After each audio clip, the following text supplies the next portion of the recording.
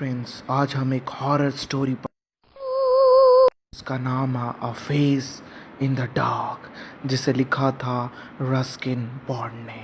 Ruskin bond ने दोस्तों इसमें एक हॉरर स्टोरी बताई है जिसमें मिस्टर ओलिवर हीरो हैं और इनके साथ जो होता है शिमला में, जहाँ पे इनका स्कूल है, शिमला के जंगलों में इनका जो हाल होता है, आज वो हम इस स्टोरी में जानेंगे। तो दोस्तों ध्यान से सुनिएगा और सोचिएगा कि क्या मिस्टर ओलिवर वापस आ पाएंगे या नहीं, क्योंकि रस्किन बॉन्ड में नहीं बताया कि वह स्कूल पहुँचे या नहीं।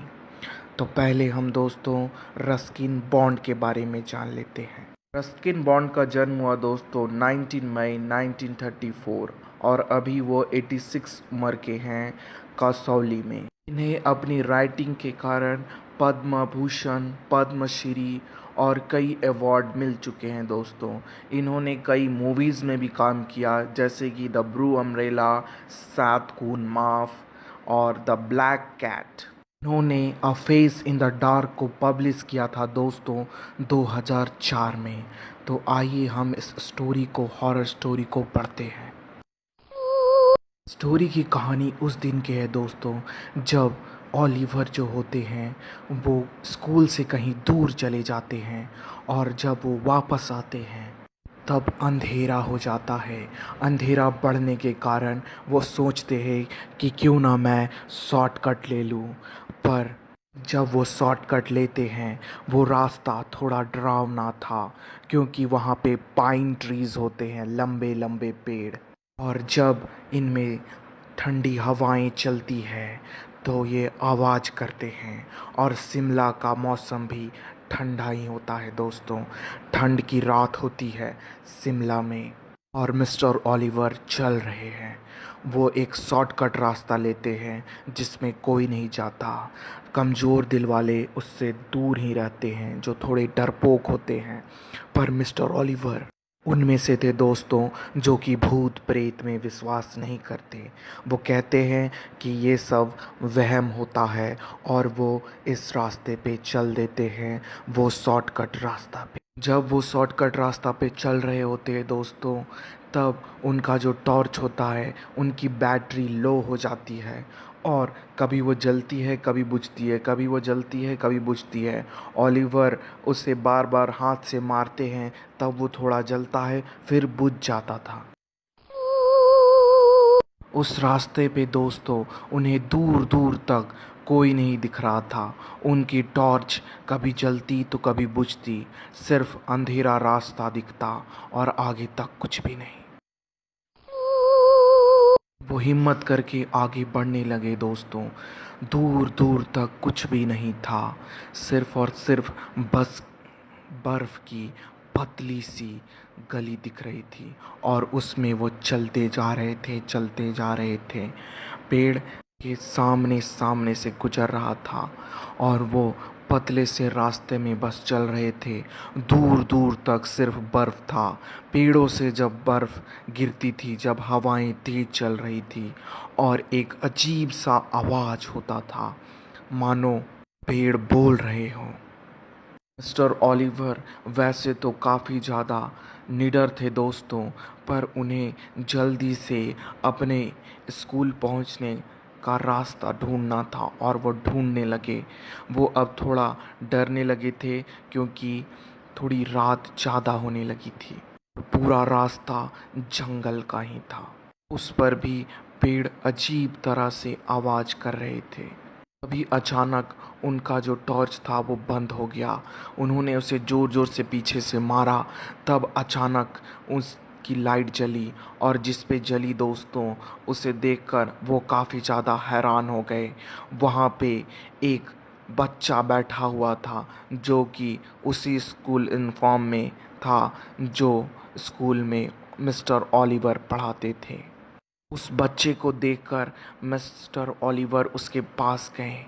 थोड़ा दूर से ही उन्होंने कहा, तुम यहाँ क्यों बैठे हो और अपने फेस को नीचे ढांक करके चुपचाप क्यों यहाँ बैठे हुए हो? स्कूल से इतना दूर क्यों आ गए तुम? तुम्हें पता नहीं है कि अभी बच्चों को निकलना मना है, वो भी इस सुनसान जंगल में? तुम अकेले क्या कर रहे हो? बच्चा कुछ नहीं कहता दोस्तों, बस हाथ को नीचे किए हुए अपनी मुंडी घुसाए हुए और हिल रहा था मानो वो रो रहा हो। पर उसकी जो चिल्लाने की आवाज़, जो सिसकने की आवाज़ होनी चाहिए थी, वो तो हो ही नहीं रही थी। मिस्टर ओलिवर को पहले लगा कि वो बच्चा कुछ सोच रहा है, पर जब उन्होंने बहुत देर तक कुछ नहीं बोला तब उसे समझ में आया कि कहीं ये रो तो नहीं रहा। पर कोई सिसकने की आवाज़ ना आने के कारण उन्होंने कहा कि अपना फेस दिखाओ ताकि मैं जान सकूं तुम रो रहे हो या उदास बैठे हुए हो और इस जंगल में क्यों बैठे हो। जब वो बच्चा काफ़ी देर तक कोई आंसर नहीं करता तब मिस्टर ओलिवर को थोड़ा सा शक होने लगता है और वो थोड़ा कांपने लगते हैं। वो ज़ोर से चिल्लाते हैं, अपना फेस दिखाओ। उनकी चिल्लाहट में थोड़ी सी घबराहट थी दोस्तों, पर वो बच्चा अपना मुंडी ऊपर करता है। मिस्टर ओलिवर कहते हैं, अपना हाथ उठा हटाओ अपने फेस से, मुझे तुम्हारा फेस देखना है, मैं तुम्हें पनिश करूँगा। तुम यहाँ आए क्यों? जब वो बच्चा अपना फेस दिखाता है अपने हाथों को हटाकर अपने फेस से, मिस्टर ओलिवर के पैरों तले ज़मीन खिसक जाती है दोस्तों। क्योंकि उस बच्चे का ना फेस था, ना आंखें थी, ना नाक था, ना मुंह था, सिर्फ एक प्लेन फेस जिसमें कुछ भी नहीं था। इमेजिन कर सकते हैं दोस्तों, कुछ भी ना होना, ना आँख, ना आईब्रो, ना होठ, ना नाक, ना कान, सिर्फ और सिर्फ एक फेस जो कि गोल सा था। मिस्टर ओलिवर यह देखकर काफ़ी डर जाते हैं और चिल्ला कर वहाँ से भागने की कोशिश करने लगते हैं।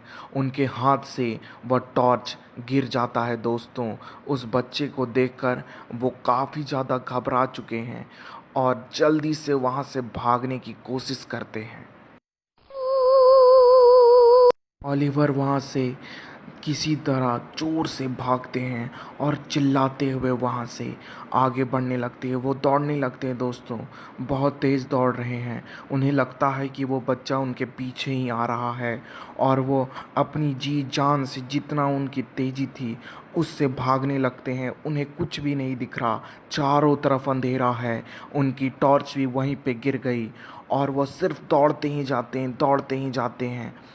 दौड़ते दौड़ते अचानक उन्हें एक रोशनी दिखती है बहुत दूर।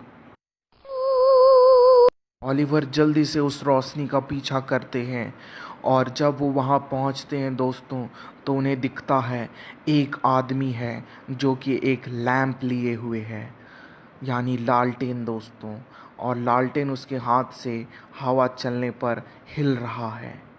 मिस्टर ओलिवर थोड़ा सा सुकून पाते हैं यह देखकर कि कोई तो है उस जंगल में जो कि लालटेन लिए हुए है, उन्हें रोशनी दिखा रहा है, यानी वो इंसान ही होगा। मिस्टर ओलिवर उस इंसान को कहते हैं, तुम यहाँ के वॉचमैन हो क्या?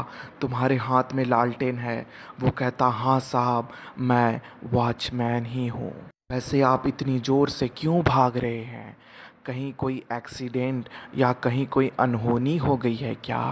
मिस्टर ओलिवर थोड़ा घबराए हुए बोलते हैं कि तुम जानते हो, मुझे एक बच्चा दिखा, मुझे वो बच्चा दिखा और उसका फेस भी नहीं था। मैंने उसका हाथ हटाने कहा, कोई फेस नहीं था, ना आँख था, ना कान था, सिर्फ प्लेन एक फेस था और उसे देखकर मैं काफ़ी ज़्यादा डर गया हूँ। उसकी आँखें भी नहीं थी, आईब्रो भी नहीं था, ना नाक थे, ना मुँह था। वो कैसे बोल रहा था मुझे पता नहीं। वॉचमैन उन्हें कहता है मिस्टर ओलिवर को, घबराइए नहीं साहब, ये सब यहाँ तो होता ही रहता है। वैसे आपने ऐसा फेस देखा था क्या?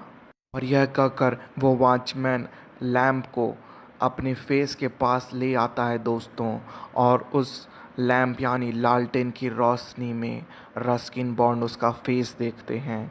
वो भी उस बच्चे की तरह, उसका भी ना होठ था, ना मुंह था, ना कान थे, ना नाक था, ना आँख था, बस एक प्लेन फेस।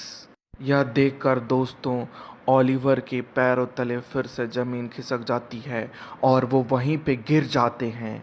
उन्हें ऐसा लगता है मानो कोई और भी उनके पास आ गया है उस वॉचमैन के अलावा।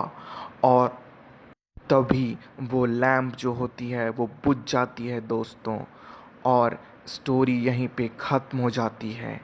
रस्किन बॉन्ड ने यह स्टोरी यहीं पे ख़त्म कर दी। उन्होंने नहीं बताया कि उन मिस्टर ओलिवर के साथ क्या हुआ, वो वापस आए भी कि नहीं। से आप कमेंट में बताएं, क्या ओलिवर वापस आए होंगे।